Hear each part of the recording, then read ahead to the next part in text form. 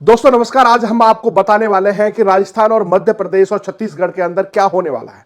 सबसे बड़ी बात है कि जिस तरीके से जो चुनाव होने के बाद जो लोग आकलन लगाते हैं वो हैरान कर देने वाले हैं।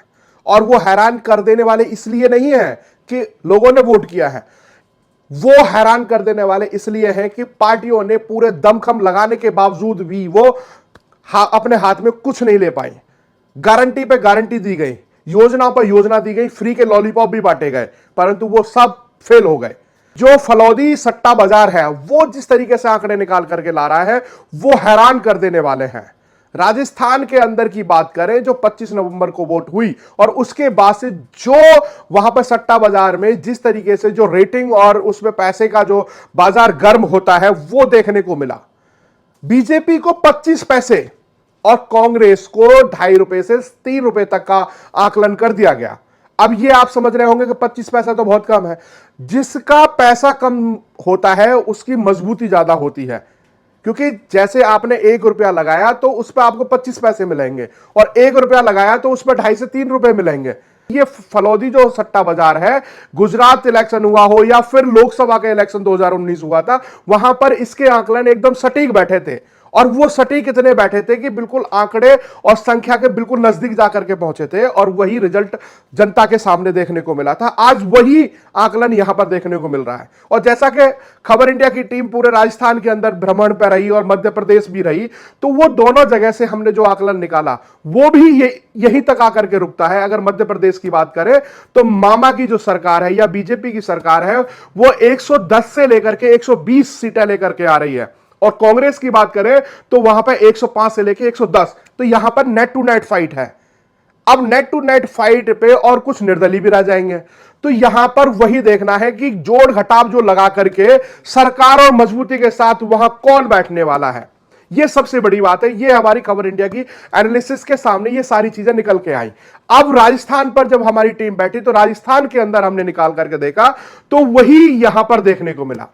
120 से 125 तक की सीटें बीजेपी के खाते में आ रही हैं, 65 से 70 तक आ रही है राजस्थान कांग्रेस, और बाकी अन्य में वहां पर बसपा भी है और वहां पर अन्य निर्दलीय भी चुनाव लड़ रहे हैं, उनके खाते में पहुंच रही है। राजस्थान को 10 संभाग में बांटा गया है। संभाग का मतलब समझ सकते हैं कि आप एक संभाग में 4 से 5 जिले होते हैं। इस तरीके से 200 सीटों को 10 संभाग में बांट दिया गया, तो एक संभाग में लगभग 20 सीटें मान सकते हैं। तो इसी आकलन से हमने जब बैठ करके रिसर्च की तो वहां पर वही चीजें निकल के आ रही, जैसे जयपुर हो गया, भरतपुर हो गया, जोधपुर हो गया।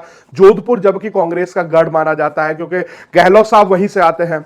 और उसके बाद बीकानेर हो गया, चूरू राजस्थान। यहां पर हमारी टीम ने पूरा सर्वे किया और वहां पर जब बातचीतें करके सामने निकल के आ रहा है तो वो अब कहीं ना कहीं वो हैरान कर देने वाला है। जिस तरीके से गहलोत साहब ने वो जो 7 गारंटी दी थी वो धराशायी की धराशायी रह गई। दावे और वादे करने में बहुत अंतर होता है। सरकारें कोई भी हो, पार्टियां कोई भी हो, दावे तो बहुत करती हैं, पर वो हकीकत में कितने उतर के आते हैं वो मेरे आकलन में वो कई बार फेल भी होती हुई नजर आती हैं। चाहे हम दिल्ली की बात करें कि लंदन पेरिस बनाने की बात की गई थी, वो वादे फेल हो गए। आज दिल्ली गैस चैम्बर बना हुआ है, सांस लेने में आदमी का दम घुट रहा है, उस पर कोई काम नहीं हुआ। पहले सर जी आरोप लगाते थे कि पंजाब में हमारी सरकार नहीं, वहां पराली जलाई जाती है। तो इस तरह के वादे, ये छोटा सा एक एग्जांपल था।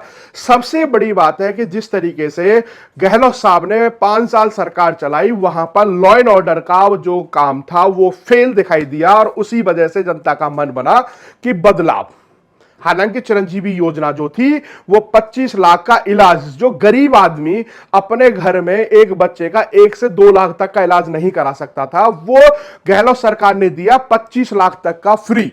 हालांकि उसमें थोड़े पापड़ तो बेलने पड़ते हैं क्योंकि सरकारी काम है, इस टेबल से उस टेबल, उस टेबल से उस टेबल पर दौड़ना तो पड़ता है, परंतु गरीब आदमी के जिंदगी में वही लिखा है, दौड़ना। अगर दौड़ करके अगर उसके 1-2 लाख रुपए बच जाते हैं तो वो सरकार के लिए तो गुणगान करता ही है और अच्छा भी बताता है। दूसरी बात, जिस तरीके से टैबलेट, मोबाइल दिए गए, मोबाइल सबसे ज्यादा राजस्थान के अंदर जिस तरीके से महिलाओं को दिए गए और जिन विधवा महिला और बुजुर्गों को दिए गए हैं, वो सबसे बड़ा नेगेटिव इंपैक्ट राजस्थान के अंदर देखा गया गहलोत सरकार की तरफ से। इन वजह से जनता ने मूड बनाया कि अब की बार बदलाव, जैसा कि पहले चलता था 5 साल कांग्रेस 5 साल भाजपा। जब वोट से पहले की अगर हम बात करें, जब तक नरेंद्र मोदी अगर मैदान में नहीं उतरे थे, योगी आदित्यनाथ मैदान में नहीं उतरे थे, तब कांग्रेस बहुत अच्छी मजबूती में वहां दिखाई दे रही थी।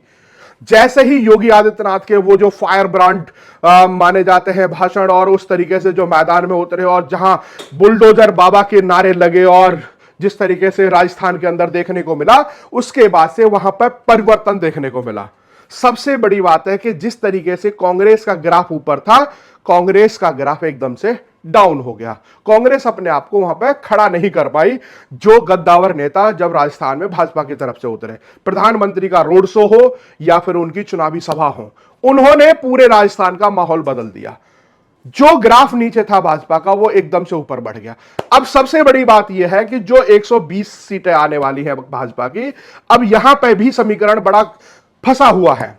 जैसा कि अगर वसुंधरा राजे सिंधिया को अगर मुख्यमंत्री हाईकमान नहीं बनाता है, तो कांग्रेस के साथ, गहलोत के साथ भी कुछ बातचीत बन सकती है। चाहे तो गहलोत मुख्यमंत्री बन जाए, चाहे वसुंधरा राजे सिंधिया बन जाए, ये दोनों का काम होगा। इस तरह के भी कयास लगाए जा रहे हैं। अगर हाईकमान किसी और तीसरे पर्सन को उतारता है, वसुंधरा राजे को नहीं बनाता है, तब यह कंडीशन बन सकती है। यह मेरा अनुमान है। जिस तरीके से वसुंधरा राजे को पूरे चुनाव में उनका नाम फेस सामने करके नहीं लड़ा चुनाव, सिर्फ मोदी के नाम पर यह चुनाव लड़ा गया। जगह जगह योगी आदित्यनाथ के बुलडोजर की चर्चा हुई। उत्तर प्रदेश की तर्ज पर बुलडोजर राजस्थान के अंदर चले, उस तरह की मांग युवाओं के अंदर रही, बुजुर्गों के अंदर भी रही। तो वो भी एक परिप्रेक्ष्य में देखा जा रहा है कि हो सकता है कि जो तिजारा से बाबा बालकनाथ को चुनाव लड़ाया गया है, तो वो भी मुख्यमंत्री की रेस में हो सकते हैं और हाईकमान उनको योगी की छवि में राजस्थान को योगी बुलडोजर वाला दे सकते हैं। इस तरह का भी कयास लगाया जा रहा है। अगर बाबा के नाम पर अगर सरकार बनाई जाती है, मुख्यमंत्री बनाए जाते हैं, तो हो सकता है वसुंधरा राजे सिंधिया को राजस्थान से दिल्ली ला करके बिठा दिया जाए और उनको यहां से राजस्थान को मॉनिटर करने के लिए छोड़ा जाए। तो हो सकता है ये भी। तो ये सबसे बड़ी बात है कि राजस्थान के अंदर जितनी उठा पटक हुई, उस उठा पटक के अंदर यह देखने को मिला कि आखिरकार राजस्थान में क्या होने वाला है और जनता का मूड क्या है।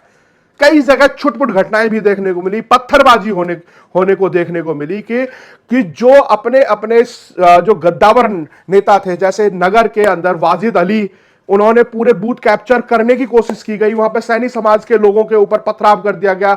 बीजेपी के जवाहर सिंह बेडम के ऊपर पथराव हो गया। वो अगर बूथ में नहीं होते तो उनके ऊपर भी पथराव हो जाता। उनकी स्कॉर्पियो को तहस नहस कर दिया गया। जैसा कि उनके भाषण में बताया गया कि प्लानिंग तो इस तरह की भी थी कि उनकी गाड़ी में आग लगा दी जाए। तो इस तरह के जो षड्यंत्र थे कांग्रेस ने वो रचे भी। इसीलिए जनता ने बदलाव का मन बनाया, क्योंकि लॉ एंड ऑर्डर जो था वो धराशायी था इन 5 साल के अंदर। हालांकि कितने भी कहते रहे, अशोक गहलोत सरकार ने पूरे प्रयास किए लॉ एंड ऑर्डर को सुधारने के लिए, परंतु जितनी घटनाएं अगर राजस्थान की देखी जाए तो अपराध की जो सीमा थी वो पूरे देश के अंदर राजस्थान की प्रथम पर आने लगी। पहले नंबर पर राजस्थान अपराध के नंबर पर आ गया। अब उसको कंट्रोल करने के लिए लॉ एंड ऑर्डर बिल्कुल ध्वस्त देखने को मिला। अब सबसे बड़ी बात है कि जिस तरीके से जनता का मन था और जनता ने जो दिखाने को मन बनाया था, वो आज ऐसा है कि जो कांग्रेस के कम से कम 8 से 10 प्रत्याशी जो मंत्री रह चुके हैं, वो भी अब चुनाव हारने वाले हैं। मजबूत नेता तो है ही है, परंतु वो मजबूत नेता हारने वाले हैं, ऐसे भी कयास लगाए जा रहे हैं। गहलोत साहब बहुत मजबूत नेता हैं। वसुंधरा राजे, सचिन पायलट, राजवर्धन सिंह राठौर, तिजारा वाले बाबा बालकनाथ, इस तरह के मजबूत नेता बिल्कुल साफ देखने को मिल रहे हैं कि ये बिल्कुल अच्छी बढ़त और अच्छी जीत के तरफ ये सामने आ रहे हैं। और यही फलौदी जो सट्टा बाजार है वो अपने आकलन दिखा रहा है। जो रेट लगे हैं 25 पैसा और 2.5 से 3 रुपया, वो इसी वजह से लगाया है कि जहां मंत्री चुनाव हार रहे हो सरकार के, तो उनका रेट तो अपने आप ही हाई हो जाना है। ये सामने देखने को मिला। अब सबसे बड़ी बात है कि जिस तरीके से कन्हैया लाल का मुद्दा हो, प्रधानमंत्री ने कई सभाओं में कन्हैया लाल जैसी हत्या की बात की और उसमें बार बार यह कहा गया कि अगर भाजपा की सरकार होती तो इस तरह की घटनाएं नहीं होती। तो ये लोगों के अंदर ये मैसेज गया कि अगर भाजपा की सरकार होती तो इस तरह के कांड, जो अपराध भरतपुर हो या फिर अलवर हो या फिर जयपुर के अंदर हो, इस तरह के नहीं होते, क्योंकि यहां पर अपराधी बेलगाम हो चुके हैं। जैसे कि नरेंद्र मोदी जी ने भरतपुर के अंदर कहा था कि जहां जहां राजस्थान की सरकार होती है वहां पर अपराधी और आतंकवादी जैसे जो संगठन हो या फिर ऐसे जो लोग हैं वो एक्टिव हो जाते हैं, तो वही यहां पर देखने को मिला। जैसे कि योगी आदित्यनाथ की जो चुनावी सभाएं हुई, वहां पर भी योगी आदित्यनाथ ने कहा कि आपको राजस्थान के अंदर अपराधियों को मिट्टी में मिलते हुए देखना है तो भाजपा को चुनना होगा। इस तरह के बयान और जनता के अंदर ये अपना घर कर गए। तो इस वजह से जो रुझान थे वो एकदम से जो 7-8 दिन चुनाव के रह गए थे उनमें ही पूरा कांग्रेस का ग्राफ बदलते हुए देखने को मिला। नहीं तो वहां पर यही देखने को मिला था कि भाजपा में तो मुख्यमंत्री चेहरा है नहीं, ये आपस में लड़ेंगे गुथेंगे, ये कांग्रेस की सरकार बन जाएगी, गहलोत सरकार दोबारा से रिपीट होने वाली है। जो 30 साल का इतिहास है वो अब की बार ब्रेक हो जाएगा, जैसे उत्तर प्रदेश में योगी आदित्यनाथ का हुआ। अब सबसे बड़ी बात है, जब योगी आदित्यनाथ, नरेंद्र मोदी, राजनाथ, जेपी नड्डा और ये बड़े बड़े तमाम नेता जब राजस्थान के रण में कूदे तो उसके बाद पूरे राजस्थान का चुनाव ही अलग बदल गया। तो ये बदलने के बाद अशोक गहलोत सरकार की जो गारंटी थी वो धराशायी हो गई। और सबसे बड़ी बात है कि गारंटी पे गारंटी, गहलोत की गारंटी पे मोदी की गारंटी हावी हो गई। अब उसके बाद परिणाम 3 दिसंबर को यह देखने वाले होंगे कि आखिरकार जो आकलन आज हमारा है वही निकल के आने वाला है या नहीं। परंतु यह है कि जो हमारी टीम और हमारे लोगों ने जो बैठ करके आकलन किया है वो ये सटीक आकलन निकाला है राजस्थान के अंदर 120 से लेकर के 125 तक भाजपा की और कांग्रेस की 65 से 70 तक सीटें आने वाली हैं। और अगर मध्य प्रदेश की बात करें तो मध्य प्रदेश के अंदर भी 110 से लेकर के 115 तक कांग्रेस की और 115 से लेकर के 120 तक आने वाली है भाजपा की। तो इस तरह के ये जो आकलन लगाए गए हैं वो ये देखने वाले हैं। कांग्रेस छत्तीसगढ़ में बहुत अच्छी परफॉर्मेंस के साथ भूपेश बघेल की सरकार बनाते हुए दिखाई दे रही है। तो ऐसी ही जो एनालिस्ट और ऐसी ही खबरों के लिए आप हमारे साथ जुड़े रहिएगा। जय हिंद, जय भारत।